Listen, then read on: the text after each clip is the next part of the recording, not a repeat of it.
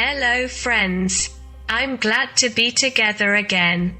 In today's documentary we will talk about Anunnaki, the legend of the alien gods who created humans.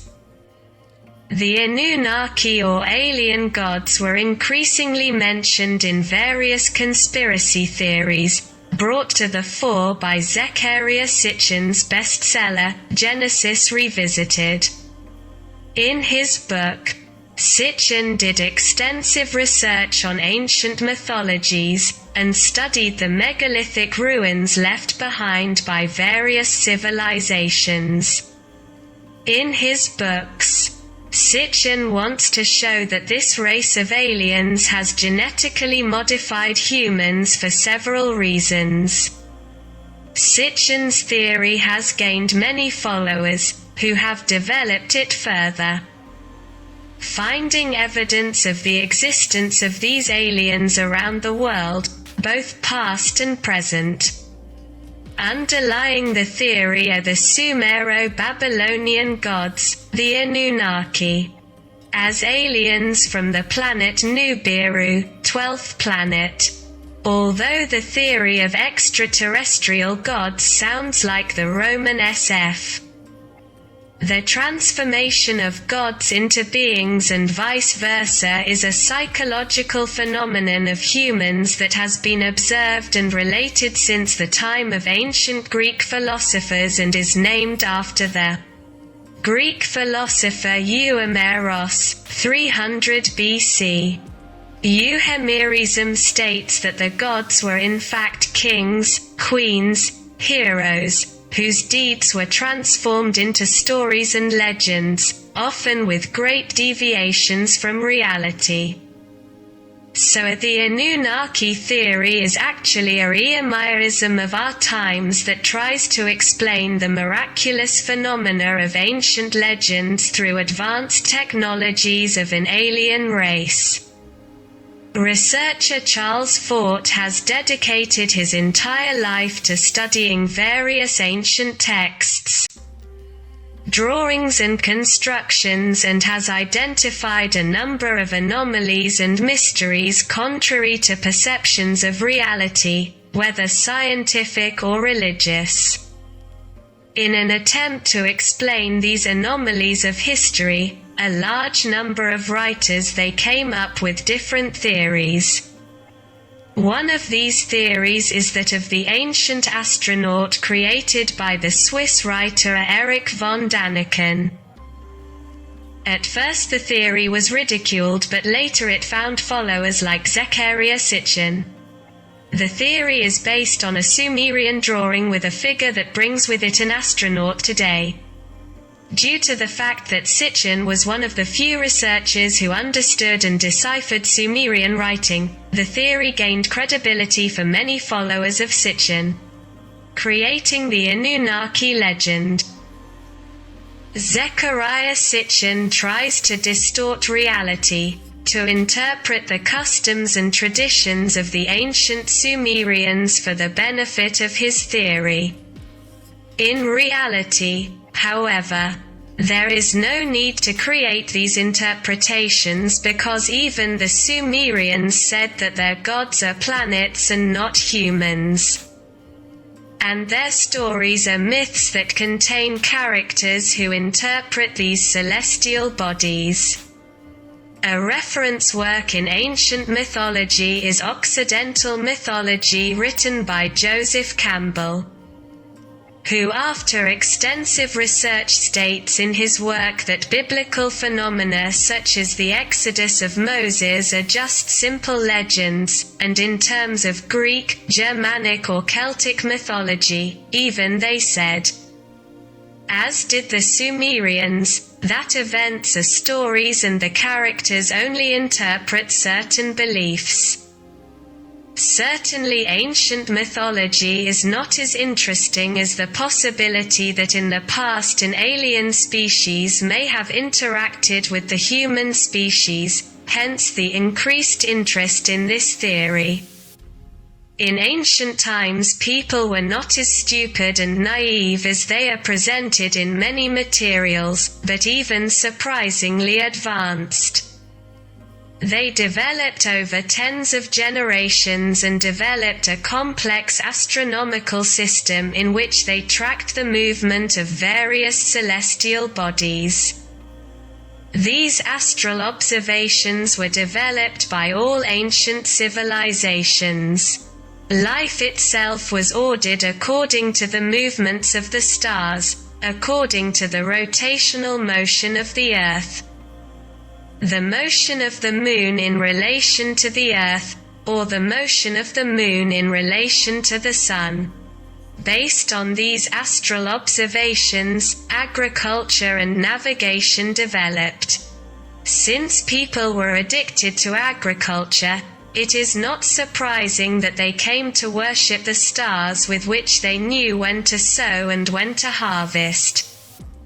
What Sitchin does is just interpret these legends in order to create an interesting story, which is not at all for the benefit of these people who in the past with their knowledge have managed to push civilization forward. For example, the Sumerians mentioned the Anunnaki as the guardians of the 7 gates, through which the Son of the Lord had to pass in the world beyond. The Anunnaki were also the spirits of the earth. There is no point in interpreting a legend that from the beginning did not want to be anything but a legend. People in the past were simply not so naive as to confuse a planet with a human and vice versa. Sumerian culture did not appear suddenly but developed slowly, gradually. Many discoveries have been made about this civilization. One of the most important being the city of Ur, which was discovered in the mid-19th century. But the culture has not disappeared, it has slowly transformed. Only the writings and beliefs have been forgotten. Original. From the cuneiform texts discovered, it is known that the Sumerian gods 3,500 years ago were Enlil, Elul, Utu, Shamash, Marduk, Merodach, Gilgamesh, Nana, Sin, Inanna, Ishtar, Ea, Enki, Dumuzi, Tammuz. Some of these deities are mentioned among the so-called Anunnaki and or Igigi. The Anunnaki deities are said to be 750 or 900, but none of these characters is a historical person, because as I said before, even the Sumerian Babylonians said about them that they represent the planets. Then the planets included the sun and the moon. The Catholic Encyclopedia says of Babel that the step tower of Beers Nimrod had 7 platforms colored in 7 colors: black, white, yellow, blue, red, silver, and gold, and worshipped in the same order the astral gods Adar, Saturn, Ishtar, Venus, Merodach, Jupiter, Nebo, Mercury, Nergal, Mars, Sin, Lunan, Shamash, Sun. King Anunnaki. Enlil is the god of storm and wind, also known as Bel or Baal in some biblical texts that he attributes to the sun god in the Canaanites. Enlil and Ninlil gave birth to the god Nana, who represents the moon, a very important deity of the Sumerians, known as Sin to the Babylonians. Sin is also referred to in the Bible, where it is said that it was the deity worshipped in Ur and Haran. Neither Sin nor his parents are real or alien persons. The god who represents the moon, Sin, is the father of Smash, the Babylonian god who represents the sun, revered in the past by the Israelites. Sun in Hebrew means Shamash. Sun god Shamash was called the sublime judge of the Anunnaki, Enki's son. She was the commander of the Anunnaki, or water god, named Marduk, Merodach or Mordecai in the biblical book Ishtar. Marduk is also referred to as King Igigi. Marduk was the supreme god of the Babylonians and represented the planet Jupiter. Although in some later texts he is referred to as Bel-Marduk, and also embodies the sun god. One of Marduk's 50 names is Nibiru, or Nebiru, which may resemble the Egyptian term Nebheru, meaning sun god.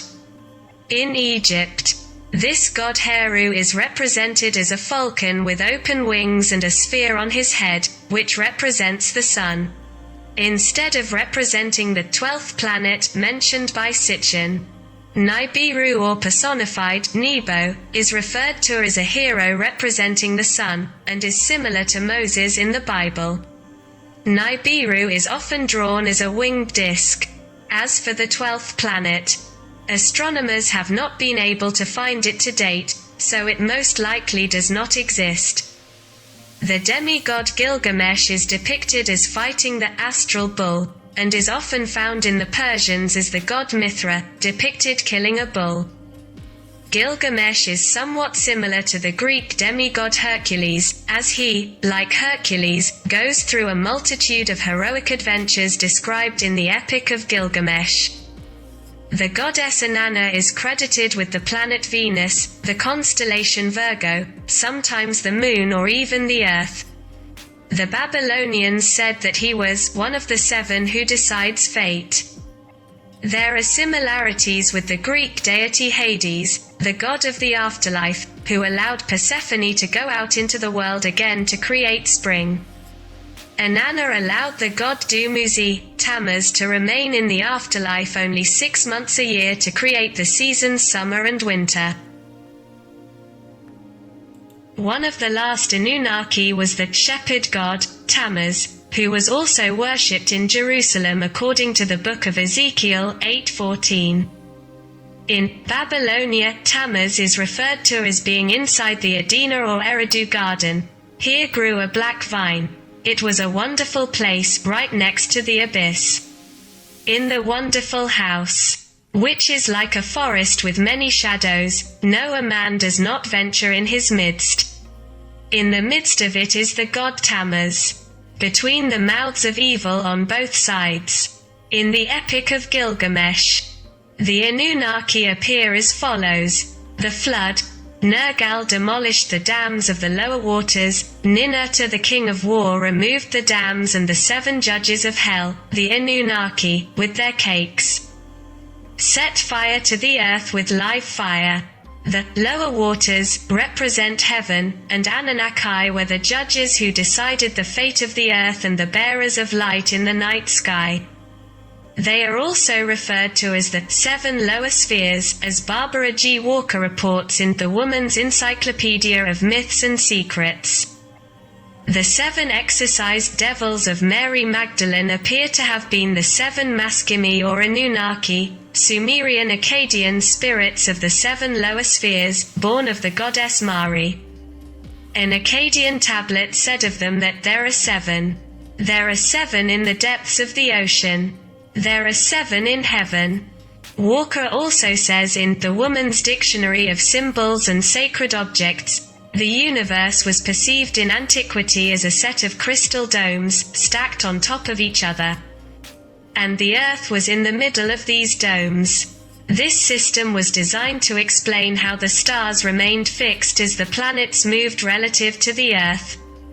The spheres were from inside to outside, correlated with the days of the week, the sphere of the moon, the sphere of Mars, Mercury, Jupiter, Venus, Saturn, and the sphere of the sun. The last sphere, the 8th, was the highest heaven and the house of the supreme God. Corollary to this theory, it was also believed that there were 7 inner spheres of the earth, the 7 hells, to which Dumuzi and Inanna, Tammuz and Ishtar, traveled. According to an Akkadian magic tablet, they started from the depths of the ocean, from the most hidden places. Early Christians believed that human souls descended from the highest heaven, taking a sin from each of the 7 spheres they encountered, desire from Venus, anger from Mars, and so on.